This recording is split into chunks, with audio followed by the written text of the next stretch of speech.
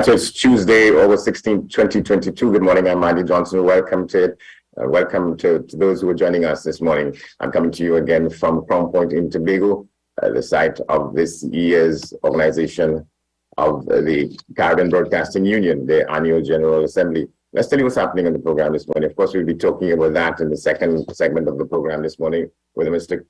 Christian Porter. He's the CEO of an organization called the Public Media Alliance. What they're about, we will hear from him, and how they fit into the mix. We will talk with him over that and other things. Mr. Leo Ramkisoon, the president of the Fire Services Association, their perspective on what the latest developments are in the negotiations for increased salaries and conditions for workers in the public sector. And we're talking with Mr. Atiba Philip. He's the CEO of an organization called Zuma Healthcare. They are going to go on a digital platform. What exactly is Zuma Healthcare and how are they operating, and why? We get that from him in the second hour of the program. Of course, we'll share with you the Newsday poll and other matters incidental there too. We will talk about looking around the region where we go this morning. We will tell you that. Those things and more on the program over the next 90 minutes. Stay with us. We're coming back.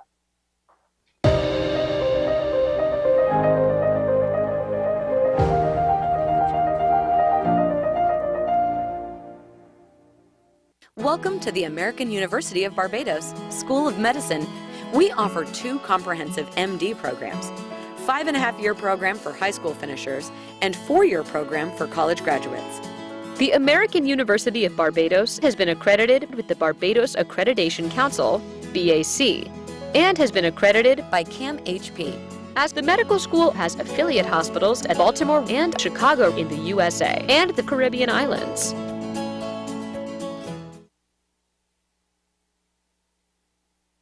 Don't miss us in TNT in Tobago, Mount Irving Bay Resort, August 12th and 13th. In Trinidad, Trade Winds Hotel San Fernando, August 14th and 15th. And K-Poc Hotel, Maraval, August 16th and 17th.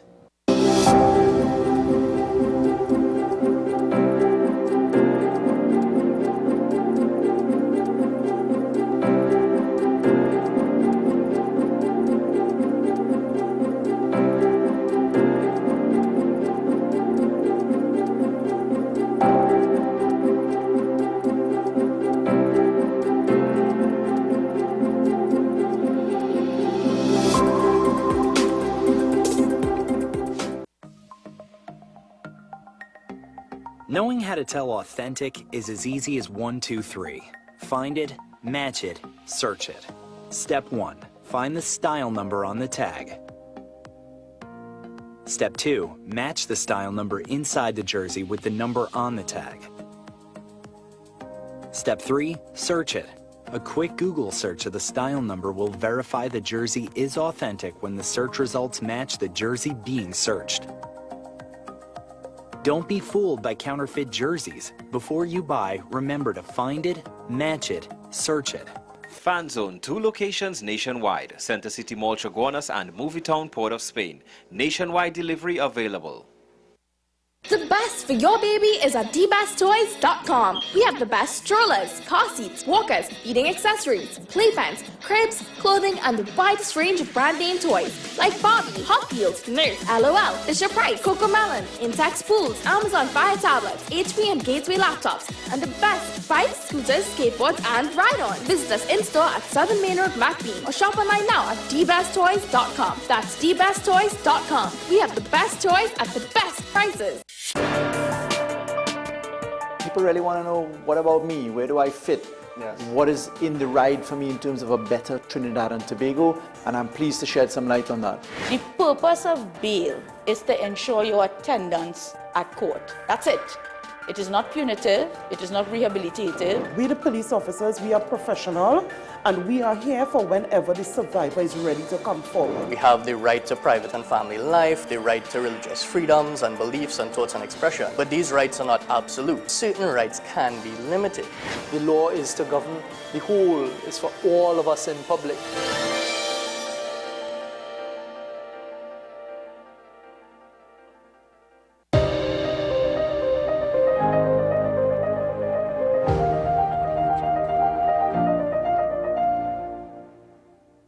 Welcome back to the program. With us now, Mr. Leo Rankisoon. He is the president of the Fire Services Association of Trinidad and Tobago. So that's one of the number of trade unions in the public sector negotiating on behalf of those workers with the CPO and with the government. Well, going back to the issue of the latest demonstration against what is put on the table thus far for public officers, as they call themselves.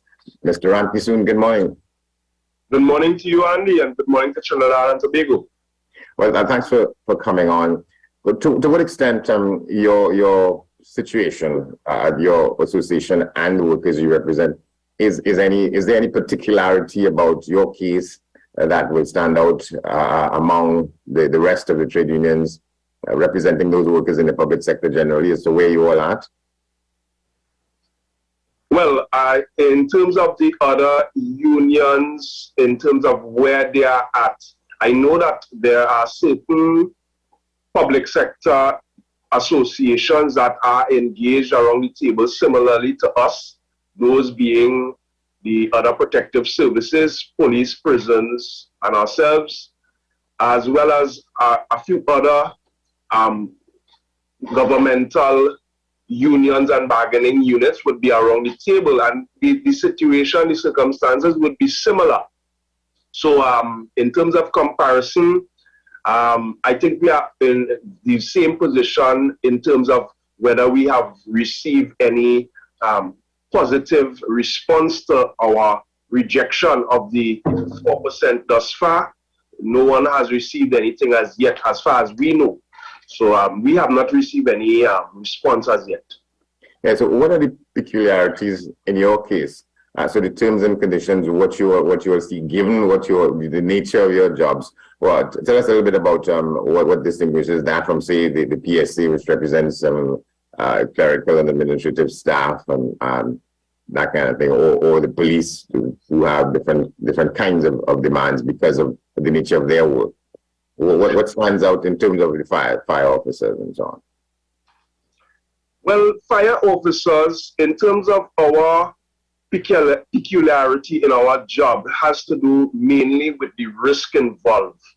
It is, firstly, the World Health Organization has declared the firefighting, the profession of firefighting, and the risk involved to be a carcinogen, meaning that it is a risk of to health and safety in terms of your life and your health automatically becomes at a higher risk once you enter into the profession of firefighting, and that is because of your inordinate exposure to carcinogens and other toxins that you would find that there is a higher increase of illness, that being respiratory illnesses and cancers and so on. There was a study done over a 60-year period by the CDC in the United States, ranging over 3 cities in the United States, where you had over 30,000 fire officers involved. And coming out of that test, we would find that we had 3 times higher the propensity to contract illnesses such as mesothelioma and other cancers. In our situation here in Trinidad and Tobago, we are even more at risk currently because we are woefully inadequate in terms of the requirements for safety and personal protective equipment provided for fire officers. As you know, Andy, I've been complaining vehemently for the shortages of breathing apparatus sets and so on. Nonetheless, fire officers are responding to all sorts of fires you could think about without those breathing apparatus sets, so that they are not protected in the way that they ought to be. So all that saying that in those tests that would have shown that the heightened risk involved in firefighting was based on those officers who were actually protected. In our case, we are not even protected the way that they were. So it's likely that our cases are much higher. That's what we are seeing when officers retire from the job of firefighting in Trinidad and Tobago. They are developing a lot of cancers and a lot of illnesses, respiratory illnesses that is, and are suffering in that regard. So how and to what extent those things, those peculiarities of that occupation get reflected in the kinds of clauses you all seek, you know, with your organization in representing your members with terms and conditions? Well, in a more direct way, part of what we are negotiating for is healthcare provisions to be included as part of the package, and not in the way that it is currently provided. It is already currently provided, but it is only centered around the ordinary public health care. It's simply meaning that when you become ill, you would be referred to any public health care facility, general hospital, and so on. What we are trying to set in place is access to the highest, whether it be private or public, in Trinidad and Tobago, set that in place for fire officers so that they receive the highest possible healthcare and healthcare surveillance as possible. But beyond that, Andy, generally, the package that we are asking for is for a betterment on the overall package of itself, the salary, because how is the fire officer being asked to withstand the current risk to health care in terms of it being declared by the World Health Organization as a carcinogen, whereby he would definitely need access to better medical treatment and so on. And yet he is being asked to accept what we see as a wage cut. When you are asking the fire officer to accept 4%, when the overall cost of living has increased by way of inflation, and that would include the provision of his own personal health care by over 22%, then when you receive 4%, it is still unaccounting for at least 18%. So that fire officer now has to find 18% increase in expenses. He has to find the money to deal with that. So how can he improve his circumstances in terms of taking care of his health to begin with? So you see the predicament. So we are asking the state to consider those factors aside from the need for investing in the development of the fire service, investing in the human capital across Trinidad and Tobago in terms of the salary negotiations process. Yeah, because why I'm asking these questions, it's the emergence and sort of the greater volume at which other kinds of stakeholders and other kinds of people who are, I would say, wanting to be on side with the trade unions, talking on behalf of the workers, people suggesting there may be other means by which a package can be framed differently rather than the straight focus on the percentage increase in pay. And some people are talking about different kinds of compensations that have to do with terms and conditions of work that are separate from the straight percentage increase. Well, there are things that can be discussed. You understand? I would not want to compromise our discussions that are ongoing around the table. I observe some politicians are engaging in discussions centered around the percentage and how it will impact the economy on a public platform and so on. And I think at a lot of occasions that is quite irresponsible, because what they are setting out, in my view, to achieve is to mobilize public dissent against the whole process of negotiations and against the unions and so on. In this whole process, I think that the negotiation should be left for negotiating around the table without going into too deep to compromise the process. So I would stop at saying that we are willing to discuss any avenues that would be feasible in terms of settling our salary negotiations that would be a more amenable approach for the state. But what we find around the table is really a discussion whereby the state is saying they simply cannot afford anything further, and they are not moving anywhere. You know, it seems that they come to a standstill, and even though there is the promise of some response, it's just a sort of a pussyfooting taking place, and we are not receiving any, you know, any invitation to look at any other areas and that kind of thing. So, you know, it's a little bit concerning. Officers are very, very highly disenchanted at this time. Very officers are incensed because, and you have to remember, we are approaching 9 years without any increase whatsoever, and facing the cost of living that has heightened by the amount that it has, and having to take care of children and having to organize yourself in terms of food and so on, other goods and services. It's really difficult at this time.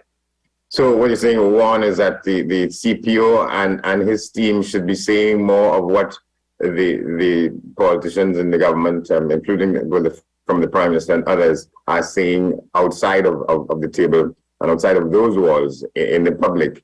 But so give us a sense of, so what is the CPO and his team saying, and moving from the original 2% to 4%? They're not putting that in their context to say, well, this is what is happening. So, well, this is my words here. So you all forced us to move from 2 to 4, but this is the situation. So there's not enough of that happening around the table. No, the CPO is simply making a statement that he has received no further instructions, and it's simply a matter of, you know, if at some point we cannot come to some agreement, he will not hesitate to refer the matter to the court. So it's a subtle trick taking place, and there is no movement, or, you know, there is not even a clear response that that is it, and you know, we have come to a point of dispute or anything like that. At this stage, we have said that the 4% is not good enough, and we have laid out the case as best as possible in our last rounds of the negotiations. We have we did all that we can. We also tried to develop on areas that are of concern in terms of that medical plan, and as well, you know, other areas that could be looked at. But it's the state now to respond to us, and that is where we find a sticking point taking place. Yeah, and the last time we spoke, you talked about some of the other kinds of hazards on the job, with the absence of or the insufficiency of equipment, in some cases fire tenders themselves, and that kind of thing. So that's part of your overall package. You're still pressing for some of these things to be agreed upon. Yes. Well, again, aside from that medical plan, it is provided for in our regulations already. It was always part of the plan. It's always part of any international fire service plan for there to be a medical care provision. So, and you remember, the fire service pre-1950 was part of the police service. So you had a fire brigade inside of the police service before 1950. After 1950, fire service became its own entity, and it became the Trinidad and Tobago Fire Service, separate and apart from the police. And what the arrangement was coming out of that situation is that the fire officers would still continue to depend on what was then the police doctor. We had a police doctor in Trinidad and Tobago, and we would depend on that police doctor with the intention, according to the regulations, for us to have our own medical care, own doctor, So because of the high risk to life and limb and health. And however, today we are still depending on the police doctor in the fire service. And in fact, we are experiencing a situation where the police service is no longer going to, to cater and facilitate the fire officers. The only thing they have not done is openly send some correspondence or communicate some way that the fire officers are not welcome anymore. But clearly it is that we have become a burden to the police service in terms of providing for their own selves, and for good reason. We ought to have our own medical doctor at this time. We had it agreed, Cabinet has agreed to that since over 6 years ago. Cabinet agreed to implement a medical doctor. We don't have that.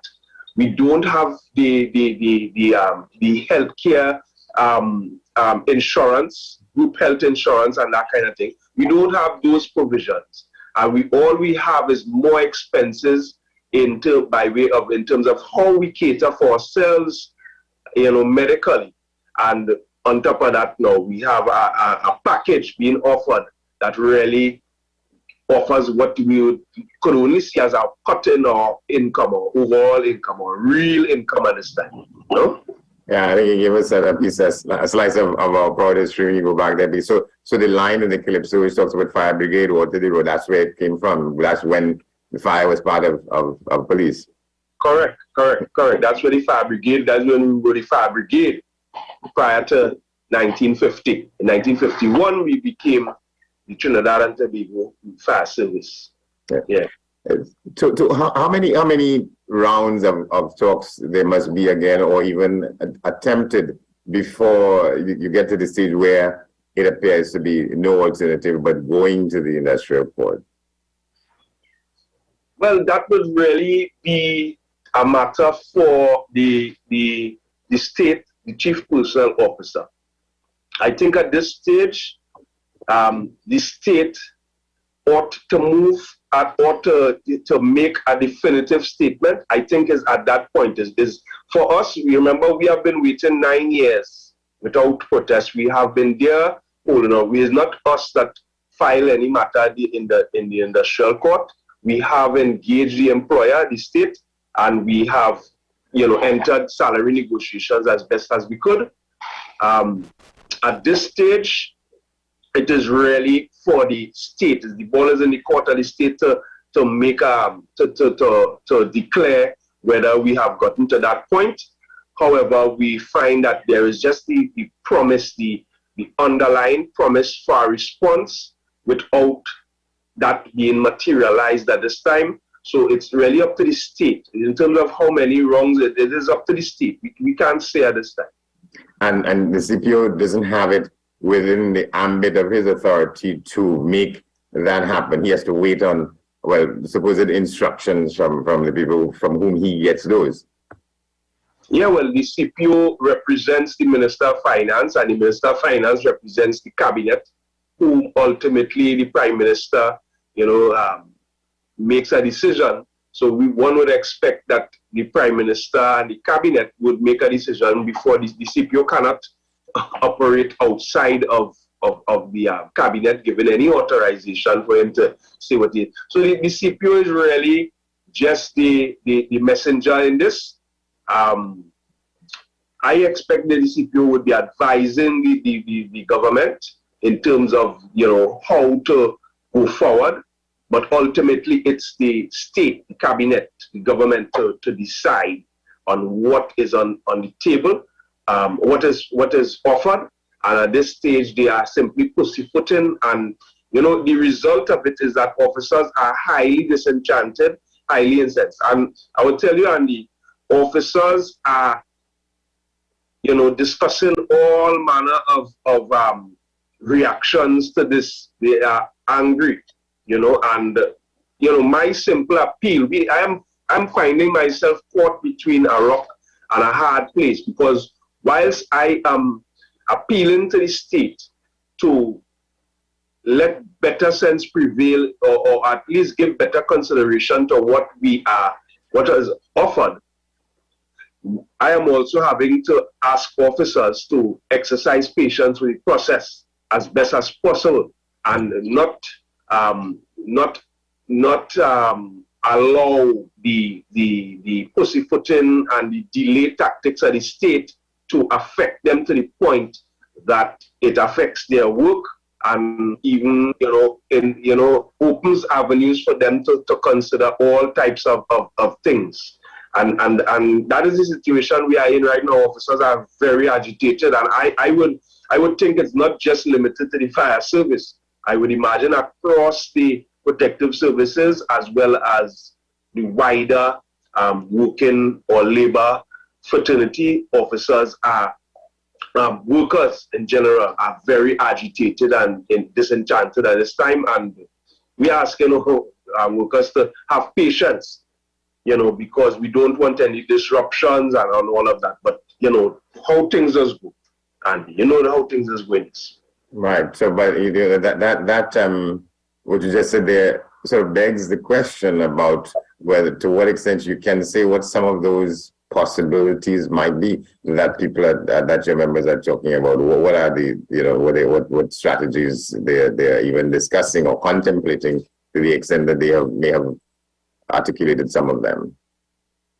Well, I wouldn't go into what I heard in specific terms, but suffice to say that officers are looking at, how dedicated they really should be in terms of the job and how committed they really ought to be. Because, and you have to understand, officers in the fire service at this time are, in many instances, purchasing material and other personal pieces of equipment for protection of their own selves while doing the job out of their own pockets. Officers are, in many instances, buying things like gloves out of their own pocket, boots. They are, buying material for cleaning and sanitizing and a lot of the things that they require that ought and should be provided for in the workplace, not having been provided, officers find themselves putting out money and buying. Aside from that, given the poor state of provision of PPE in the service, officers are going beyond, well beyond, their own rights to, at some point, refuse to work because of health and safety concerns. If you are not being provided the basic breathing apparatus set, which offers you the mask that could cover your face and allow you, cover your respiratory system, and allow you to go into a smoke-filled environment, to do your work, to rescue persons and to fight fires and all of that, and save property, then you could simply tell the administration at that point that you can't put yourself at that risk and refuse to work. And officers are not doing that. Officers are still continuing to work with the lack of breathing apparatus sets and so on, and the poor condition of the appliances themselves. And that is a very high degree of commitment going beyond the call of duty. So officers are now questioning why should they do that. Officers are looking at things like the Independence Parade. The Independence Parade, the state is committed to spending some millions of dollars to effect a independence celebration. And officers are discussing, why are we focused on this, on a parade, when in fact, we can't come to a salary negotiation in the 60th year of our independence. And then what I came to knowledge about in the period between 2010 and 2015 is that on Independence Day, the Prime Minister and the Minister of National Security goes and visits sort of a unit in each of the national security setup. So what do you think will happen? That will still happen this year in the current context? Oh, they are so good, Andy, at covering up this thing and painting over all the rotten spots and making it look so shiny and nice. They have become masters of doing that every independence. And soon after the independence, we are still very much in the same position. And I have to remind you, we have in this Trinidad and Tobago fire service where we have 25 fire stations. We have no less than 6 fire stations that are unresponsive to the public without a fire truck to begin with. No fire truck. 6 fire stations in different parts of the country are non-functional, that's what you're saying? Yes, right here in the Northern Division, for example, we have at least 5 fire stations as we speak that cannot respond to the public because there is no truck. There are stations that with trucks, the administration has to basically beg the drivers to move those appliances because they are so defective. We cannot get some of the most basic repairs done because of the lack of funding to buy parts and to repair vehicles and to really maintain the fire service. And we are in our 60th year, and I guarantee you on that independence, you will see the fire service looking shiny and new and all of it. And the men and women marching away. But I would tell you, in their hearts, they are very, very incensed and very disenchanted. And if they had their way, there wouldn't be any march past. They would not really be marching out of a real sense of appreciation, of feeling appreciated. But they would just simply be doing it as their commitment to the public, which is what they have been doing. But how far is that going to take them, Andy, with this situation where, the state is simply not, and you have to remind you, these politicians that are imposing this position on us, where they are, pussyfooting on treating with our salary negotiations, they have sorted out themselves. In 2019, they sorted out themselves. Right. Yeah. Organize themselves, and officers are very, very disenchanted by that. They feel and your members are looking at that and so on. We got to go. But so, what's the next step? You would wait for to be recalled by the CPO to gather around again with the hope that there's been some movement, and so you'll wait for his call. Well, Andy, the next step for us is that we will meet with our members at this stage. Officers are demanded at this time to meet with their representative body.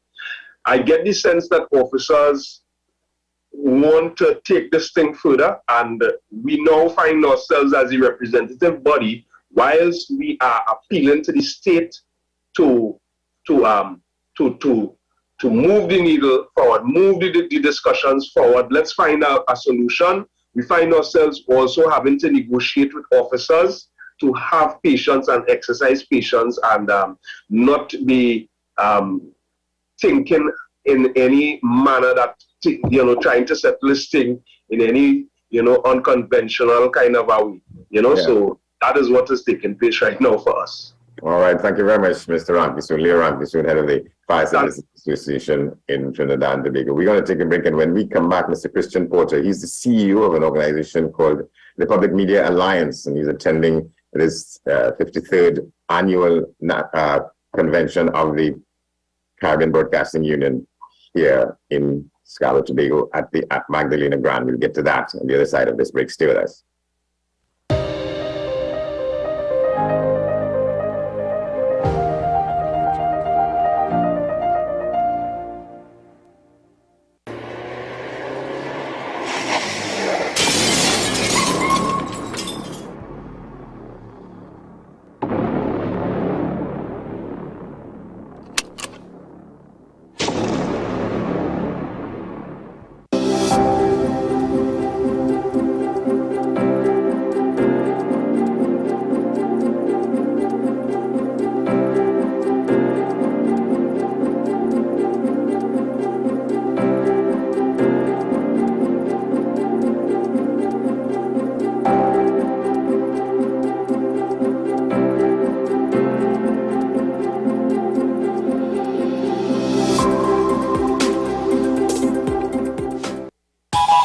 Welcome to the 53rd General Assembly of the Caribbean Broadcasting Union from August 15th to 17th at the Magdalena Grand Beach and Golf Resort in beautiful Tobago. This year's theme, Media and Information Literacy. Tobago is a smaller sister in the twin island republic of Trinidad and Tobago, nestled in the heart of the Southern Caribbean.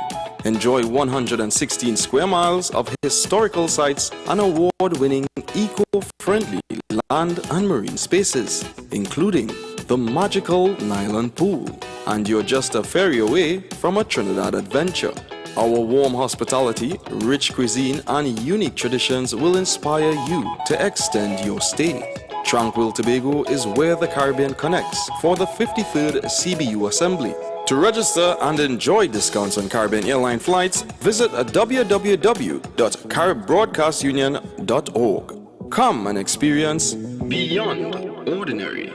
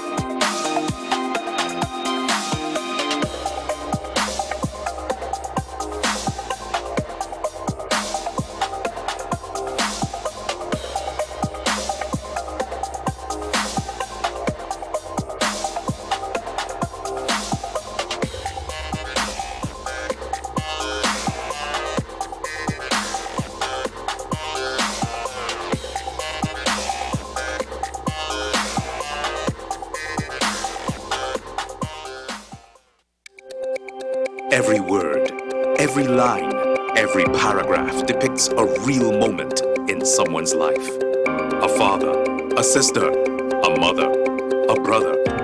We at Newsday are dedicated to you, the people, and through independent, unwavering journalism, strive to always bring your stories to life.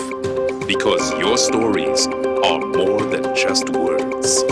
Newsday, independent and credible. There's a taste in the air everywhere. Feel the vibe cause it's something to share. Smooth, rich and creamy, you'll find it right here. Makes you smile, relax a while, it's fun and good cheer. Ooh, enjoy every scoop. Ooh, every taste will get you hooked. We have flavors that you love, a combination special. Come along, enjoy your treats. This is Uncle Pete's. What's the best way to grab the attention of viewers? Please exercise more patience. You have to be kidding me. Doing what we do best. I'll say at the very least it's a conspiracy of laziness against the people. Join me, Keaton Shaw. And me, Sean Michael Small, for Talking Point. Weekdays from 8 a.m. to 9:30 a.m. We go in-depth on the trending issues and engage the most controversial newsmakers as we get them to account to the people for their actions. You can't go to the government with nothing. You can't go to cabinet with an empty hand, with a wish. I'm glad that we're having this a sober, mature discussion. In the present situation, I expect a continuation of the chaos. Join us for the discussion, Mondays to Fridays, only on WESN, the content capital.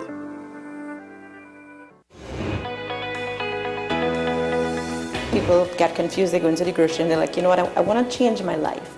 And I want to eat better. As exciting as the front of a label looks, the back of the label is really where it's at. If something has less than 5% in that particular serving of that nutrient, then it's probably a low source. If it has 20 or more, then it's a high source. Smoothies, I'm not really into that because the texture, or I don't like what people put in theirs, but the good thing about a smoothie is that you can make it your own. You can literally put whatever you want. If you really like bananas, you can put bananas. If you really don't like bananas, don't put bananas. Like, it's really that simple. What's up, Doc? Tuesdays and Thursdays here on WESN, Content Capital.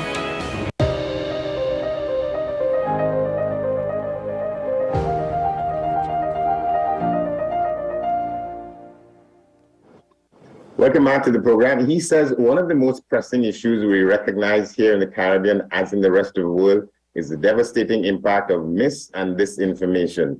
He's Christian Porter. He's CEO of an organization called the Public Media Alliance, and he's attending this 53rd Annual General Assembly of the Caribbean Broadcasting Union, where the theme for this year's conference is media and information literacy. Mr. Porter, good morning. Thanks for agreeing to talk with us. How are you? Good morning, Andy. Thanks for having me. Very well, and thanks for the early start. All right. That makes two of us. Because all right, so let's talk about that. The issue of misinformation and disinformation. What are some examples of that and how it's affecting what we do? Some examples, there are many examples worldwide. Some would be looking at COVID-19, for example. Around the world, during COVID-19, we've seen a rise in mis and disinformation around vaccination programs, for example, things that would stop the public from maybe understanding issues a little better, but also at the same time, this can be from two angles, or actually more angles, but two of the main angles are either disinformation, which is that's sometimes caused by organizations or by groups of people that are purposely trying to misinform people. But then there's misinformation, which might also be the way in which people news organizations, for example, might not be able to access the information they need to be able to report it properly. There's all sorts of issues here to untangle, so it's quite a broad thing.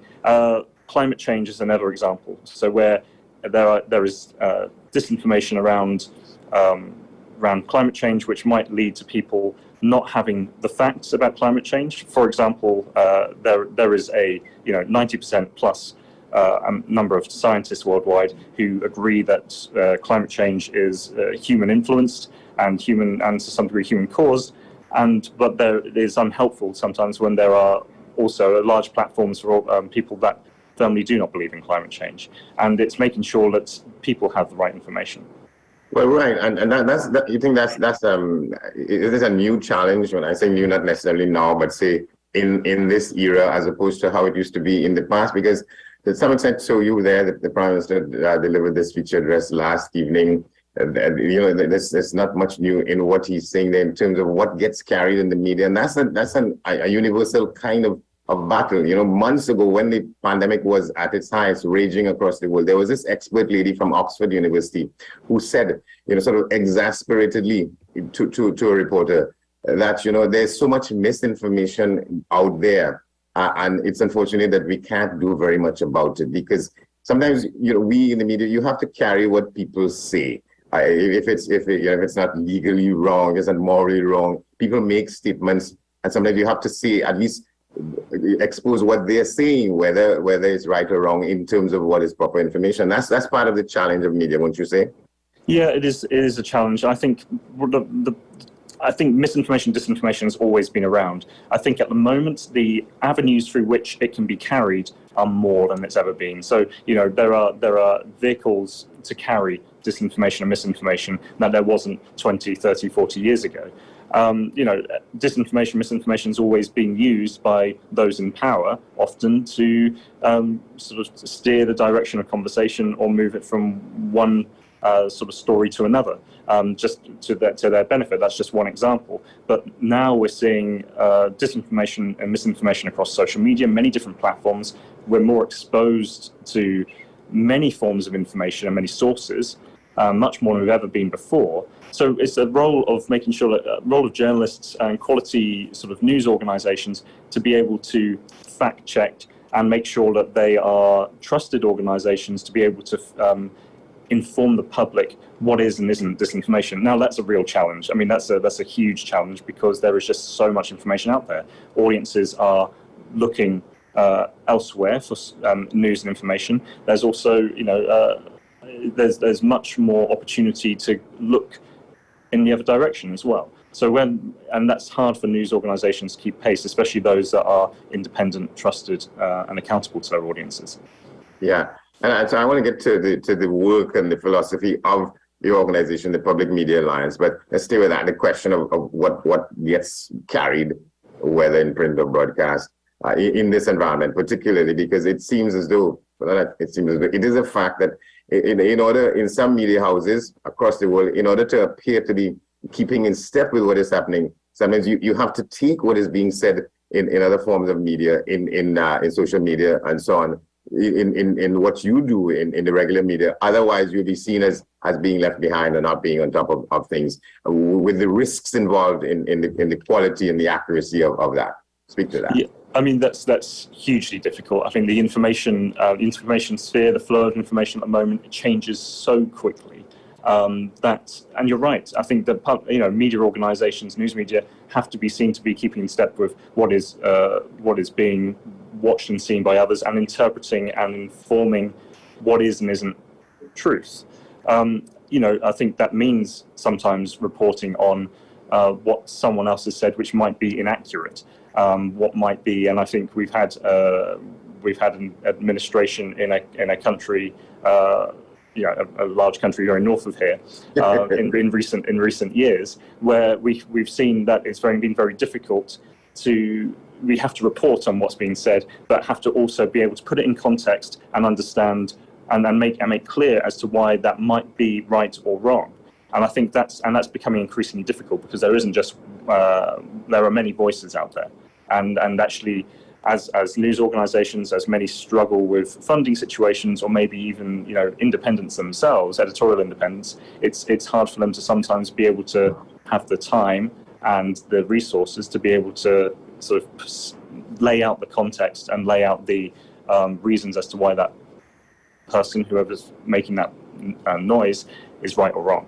Yeah, it's a battle, because a lot of times, let's take the question of the chief executive of that country, this north of us, when news that he didn't like, he simply said it was fake news, and a lot of people were prepared to accept what he was saying. Yeah, people were, but they were right. Many people were wanting to hear and wanting to believe what he said, and I think that's incredibly. It was dangerous, and I think the accusation of fake news was very damaging to a lot of formerly trusted news organisations, and those which are have got the values that are meant to mean that they're trusted.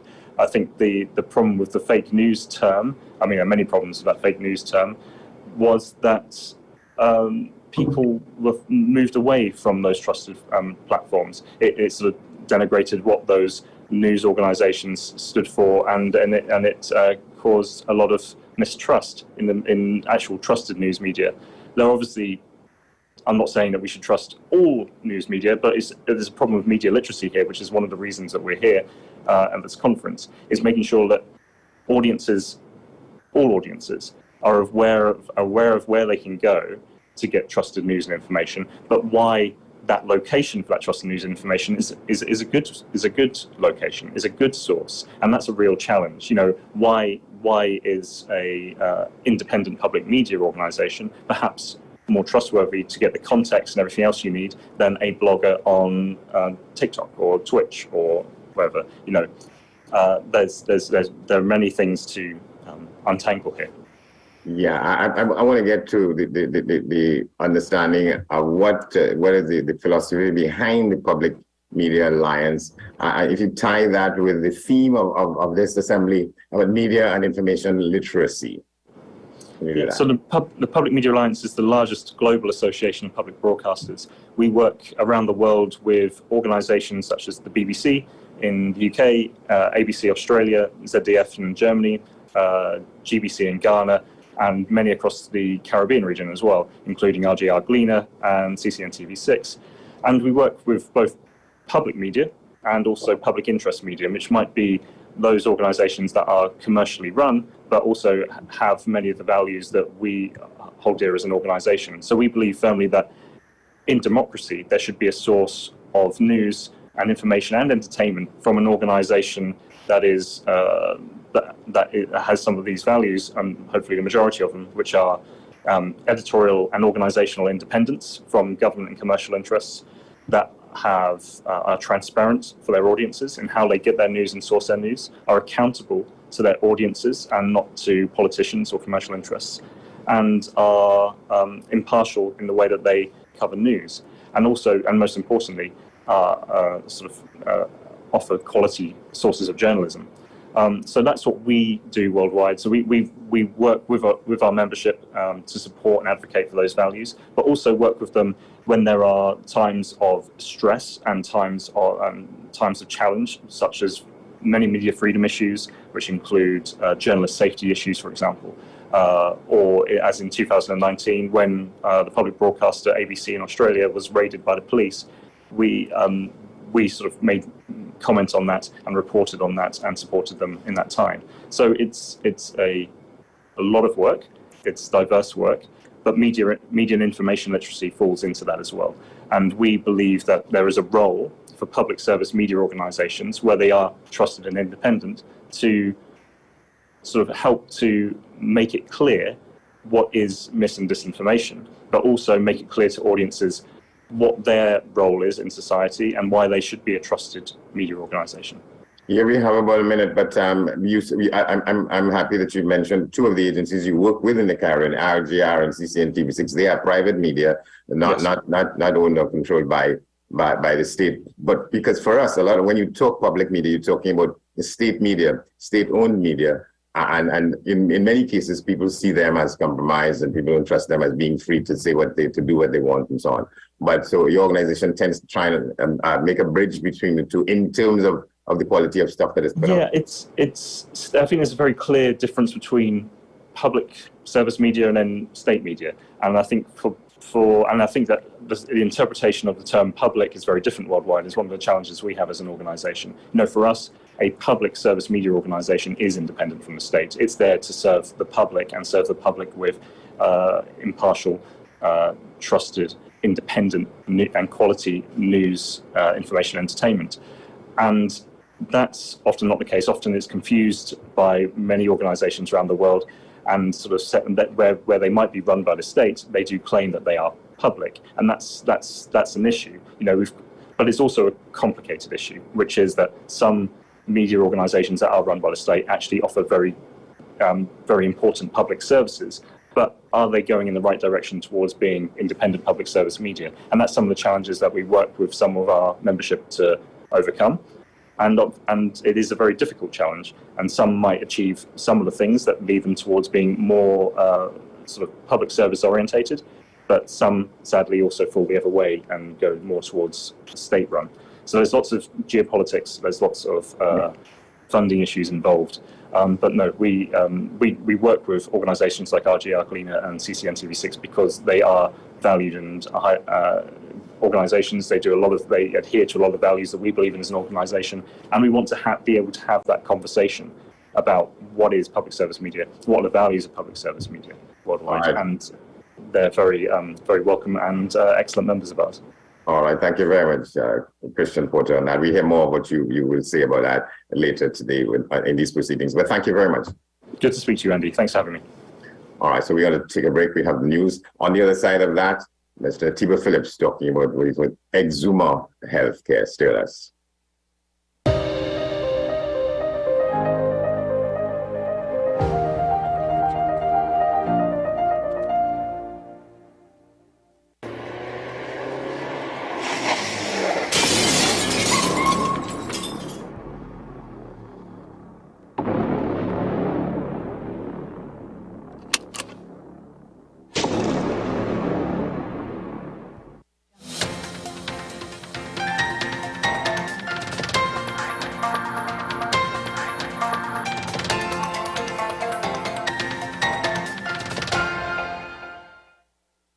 Here is your WESN News on the Hour. I am Marky Sakers. Thanks for joining us. Here are the headlines. Attorney General announces a 6-month ban on the exportation of scrap metals.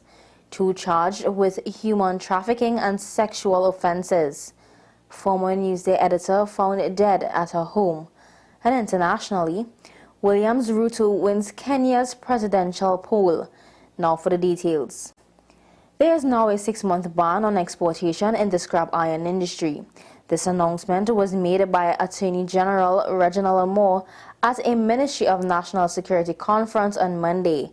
This order took effect on August 12th. The exportation of old metal is prohibited, except by manufacturers licensed by the Minister with responsibility for trade to export all material as a byproduct of manufacturing goods or a surplus material not required for manufacturing them.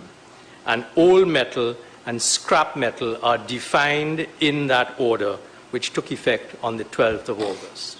So there is now, in effect, a 6-month ban on the exportation of all old metal and scrap metal, which makes violators subject to fine and imprisonment. The AG added that though the step is regrettable, it has become necessary. He said he took into consideration that 6 months is a long time, and he agreed that a review would be done within 3 months to determine the move forward. It is the hope that with the hard work of the Law Reform Commission and the Chief Parliamentary Counsel of the Office of the Attorney General, I can return to Cabinet within 3 months to put in place a legislative and regulatory system which will enable the ban to be shorter than 3 months, because we will be building out a legislative, regulatory and enforcement process that will put an end to what is now a thriving illegal and illicit industry which is crippling this country. The AG also made it clear that those applying for licenses would have a process to now go through. Any application that comes to the Minister of Trade and Industry for a license to export that which is now banned by the order that took effect on the 12th of August will be reviewed and approved by the Cabinet Subcommittee. That is to say, a subcommittee consisting of the Minister of Trade and Industry, the Attorney General, Minister of National Security, and Minister of Energy. 2 men appeared before a Port of Spain magistrate charged with human trafficking and sexual offences following the rescue of 5 Latin American females in the St. Anne's district on Wednesday. 35-year-old Keegan Davidson of San Juan was charged with 2 counts of indecent assault, while 43-year-old Sherman Sladen of No Fixed Place of Abode was charged with receiving and harboring another person for the purpose of sexual exploitation, transporting another for the purpose of prostitution, and receiving a financial benefit that resulted from the trafficking in persons. During the period of 4:30 p.m. on Wednesday to 2 a.m. on Thursday, a joint intelligence-led operation was conducted by officers in the St. Anne's district. The exercise resulted in 5 women being rescued and the arrest of 5 Trinidadians. 2 suspects were subsequently released and investigations are ongoing. Former Newsday editor Suzanne Mills has died. Details surrounding her cause of death have not been made public. Reports say she was discovered dead at her Digger Martin home just after lunch on Monday. In August 2019, Mills was reported missing. She was eventually found in Port of Spain the following day. In international news, Deputy President William Ruto has been declared the winner of Kenya's presidential election amid dramatic scenes. He narrowly beat his rival, Raila Odinga, taking 50.5% of the vote, according to the official results. The announcement was delayed amid scuffles and allegations of vote rigging by Mr. Odinga's campaign. 4 of the 7 members of the Electoral Commission refused to endorse the result, saying it was opaque. Well, that's news to the hour on WESN. I am Marky Sekas. Thanks for watching.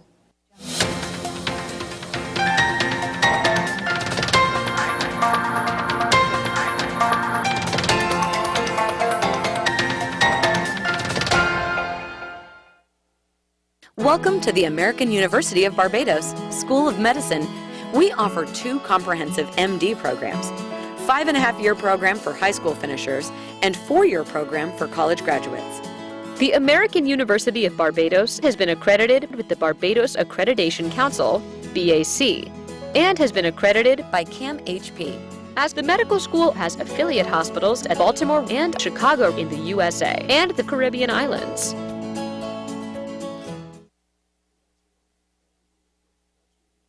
Don't miss us in TNT in Tobago, Mount Irving Bay Resort, August 12th and 13th. In Trinidad, Trade Hotel San Fernando, August 14th and 15th. And K-Poc Hotel, Maraval, August 16th and 17th.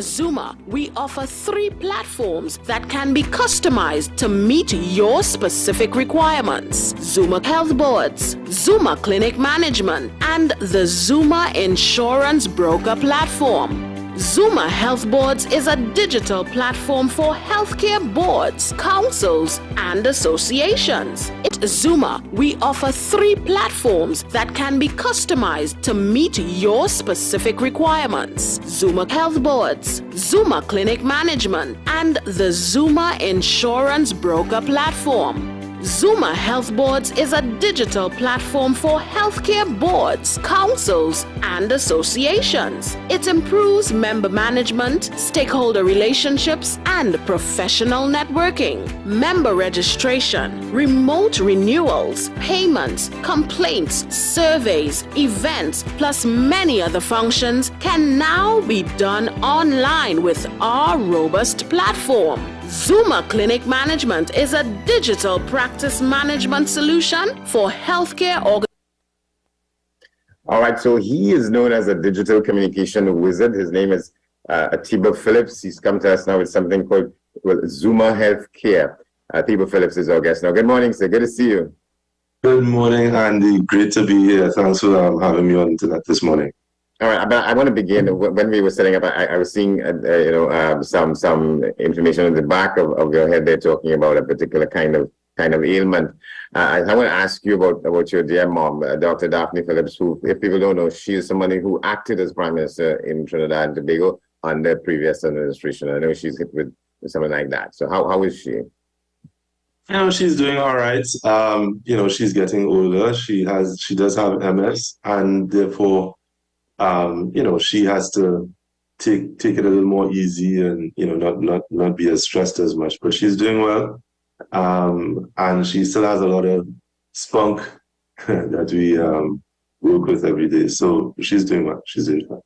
Yeah, last time we spoke a couple of months ago, she was in high spirits. Yes. All right, so talk about Zuma Healthcare. What is it and what is it offering? So Zuma Healthcare is one of the companies that have spin off.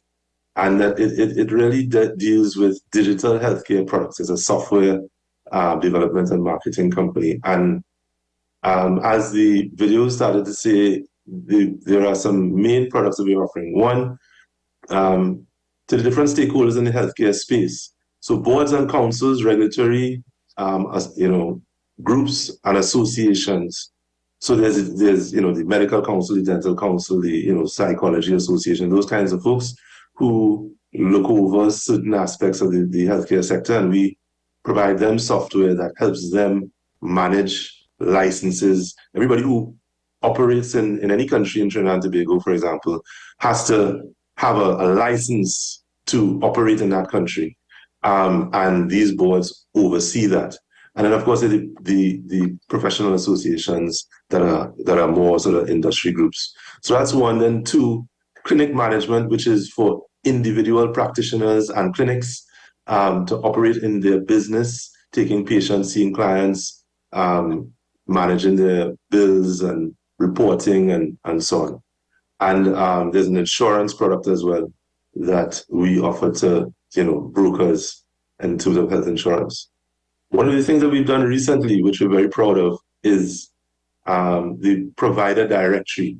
And that is where when you want to find a provider of healthcare services in Trinidad and Tobago, where do you go, right? So we've developed this site that allows persons to go and search through providers in their area and particular specialty, and be able to find out where they are, book appointments directly with them, and then manage that whole thing, and also have a patient portal that they can store their information, their previous appointments, their lab tests that they've gotten back, their billing information, and so on. So that's something very exciting that we're launching this week, actually. Yeah, and let me ask you some mechanical questions here about the choice of the name Zuma. What's the connection? Zuma is I think it's a Zoidi name. It's called Connect, and that's kind of why we chose it, because there's a number of connections that we feel need to be made. There's a lot of conversation in the Caribbean and in Trinidad and Tobago about technology and digital and so on, and we felt that having been in the space for the longest while, we've seen governments and businesses spend a lot of money on tech and not always get what they expected out of it. And a lot of that's because some of the tech isn't purpose built for the Caribbean. So we built some platforms now that are based on a bunch of stakeholder feedback and of course our own experience. And we think that we're really excited to leverage that and cause that to be available to Trinidad and Tobago now. Yeah. What do you mean when you say that there are other kinds of approaches that weren't suited to us? So I think that, so for example, in the healthcare space, in terms of the other clinic management, let's say platforms out there, many of them, for example, require the user to have a lot of technical understanding.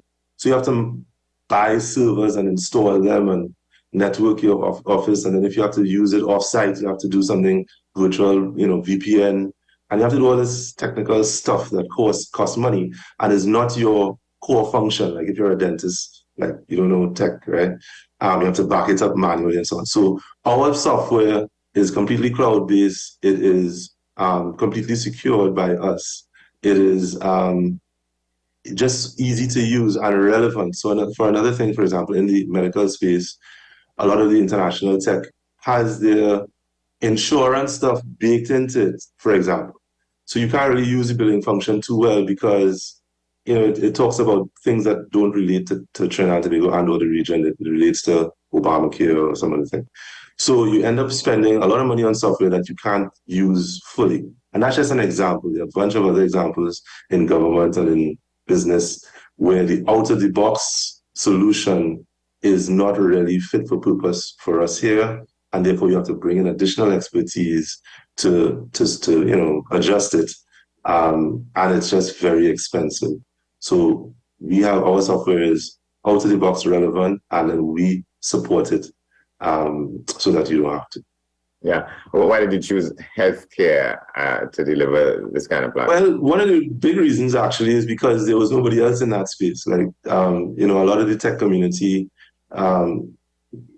provides software, let's say HR software and other types of business software, but seem to shy away from certain aspects that we have jumped into, for example, government and healthcare. So, so those verticals were sort of left orphaned for fit for purpose solutions and local technical expertise. And so we've really built some stuff which we think we've used international expertise as well as our local expertise here, and engage with the local health community for over a fair period of time to mature the offerings and to make sure that they're relevant to what their realities are. And I think that we have something really, really interesting and exciting now. How long does it take from conceptualization to delivery of the feature? Well, that's a great question. A lot of folks think that you can throw up an app in 30 days and then put it out there. That's certainly not been our experience. This is about 2 years now. We've been developing 2.5 years. We've been developing this particular set of services, and some of them more, like the council solution has been around for about 6-7 years. And so we build it, and then again in the council solution, now that's a lot more mature. People have been using it for a period of time, and whatever feedback and so on, we've upgraded and updated it and so on. So that's really, really sort of solid state now. But in terms of some of the other ones, it's taken a couple of years to get it right, to get the focus groups in, the people to be on trial, give us that feedback, and for us to be able to say, yeah, we think we have something that really works and can really deliver value in the local market. Yeah. So in that time period, you would say meets with how these things work in other parts of the world, from concept to delivery. We were in there with what is sort of, could we talk about international standards in terms of? Yeah. So for example, one of the aspects of and I'll take again the clinic management solution is a dental charting solution, specialty charting. So we have integrated into the solution the #1 dental charting software in the world, right? Something called Derek. So we worked with these guys out of Switzerland to get that done, and really just worked with international players all over the world. So in the UK, in Zambia, India, Sweden, other places, and of course the local contingent, which really guides and leads the effort to bring to market again what I think is an extremely relevant, timely solution in healthcare. In healthcare, we see that, particularly due to the pandemic, digital means of interacting with your provider are becoming more and more important. People don't want to sit down in a waiting room with a bunch of other people for extended periods of time. They've never wanted to do that, and they don't want to do even more now. And we're seeing digital health policies, a lot of things that, and the ability to keep a record of your own digital, of your own healthcare history is becoming more and more important as you take care of your own health and self-manage health, and you'll be proactive about health in these times. So again, we feel that this is really something bang on the money for that's coming out at this time, and I think that people will appreciate. And it's equally user-friendly across age groups and the other kinds of demographics. Again, as I said, we haven't rushed. A lot of people, they have a thing and they announce it immediately and so on. We haven't rushed in that regard. We put it out there directly to the potential users, the healthcare providers, clinics around, and have them use it for a time frame and give us that feedback. And user feedback is stuff that you wouldn't anticipate, and so we've made those updates and adjustments. And again, almost unanimously, folks say, "Wow, this is excellent stuff," and thank you for kind of putting it together for us. What were some of the hoops you might have had to go through, whether it's regulations-wise, whether it's Ministry of Health-wise, and them kind of things? One of the biggest hoops, as you put it, was, in terms of the banking sector, actually, in terms of hooking up, getting the e-commerce side of things to work, the recurrent payments and so on. That's been a huge challenge. The other one, of course, was security. Everybody's interested in the security of the information, so we had to really dig deep in terms of becoming using the HIPAA guidelines, the Health Insurance and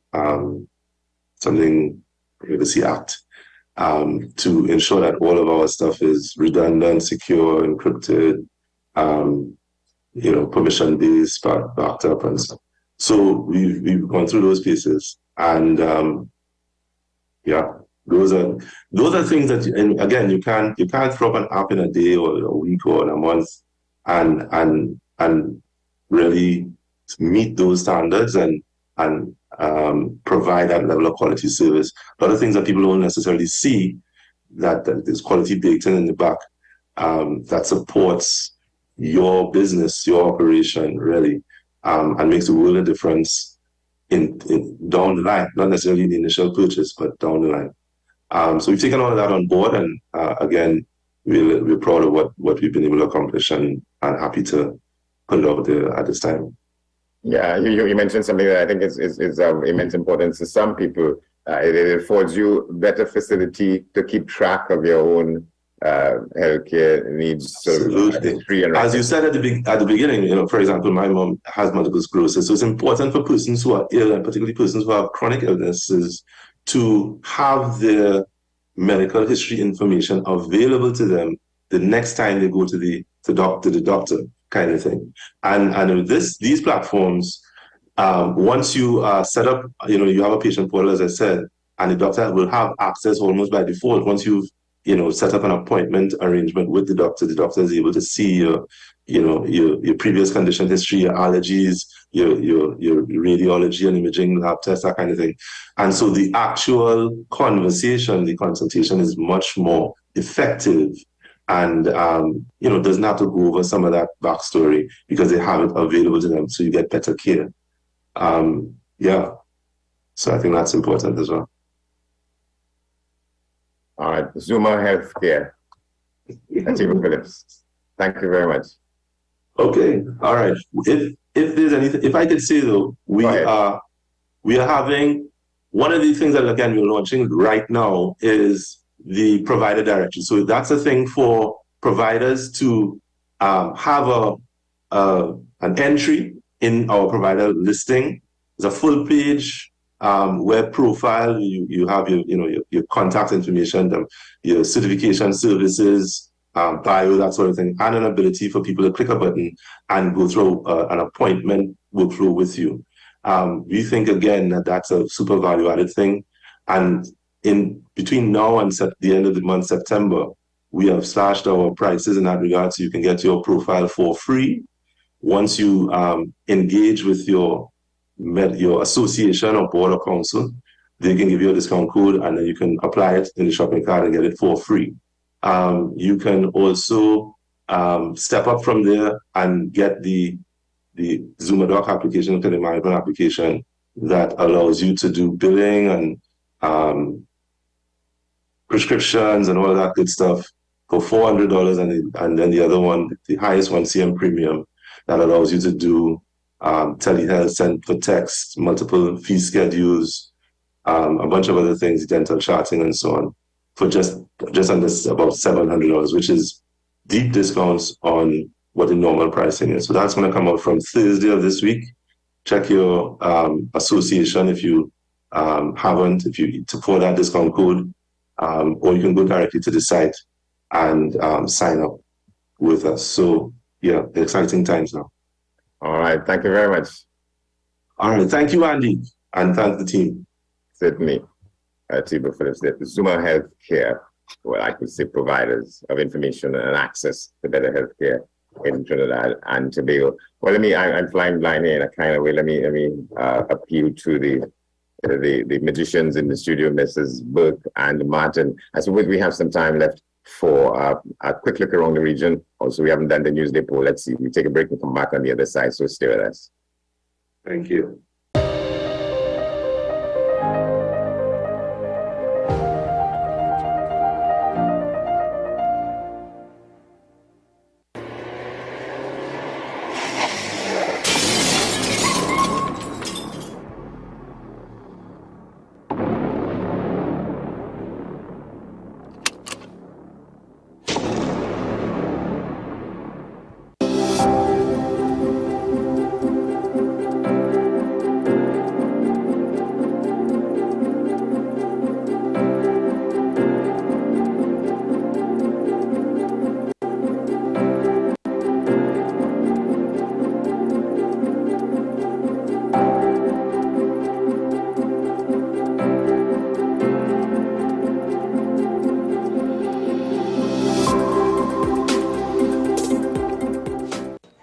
What's the best way to grab the attention of viewers? Please exercise more patience. You have to be kidding me. Doing what we do best. I'll say at the very least it's a conspiracy of laziness against the people. Join me, Keaton Shaw. And me, Sean Michael Small, for Talking Point. Weekdays from 8 a.m. to 9:30 a.m. We go in depth on the trending issues and engage the most controversial newsmakers as we get them to account to the people for their actions. You can't go to the government with nothing. You can't go to cabinet with an empty hand, with a wish. I'm glad that we're having this a sober, mature discussion. In the present situation, I expect a continuation of the chaos. Join us for the discussion, Mondays to Fridays, only on WESN, the content capital.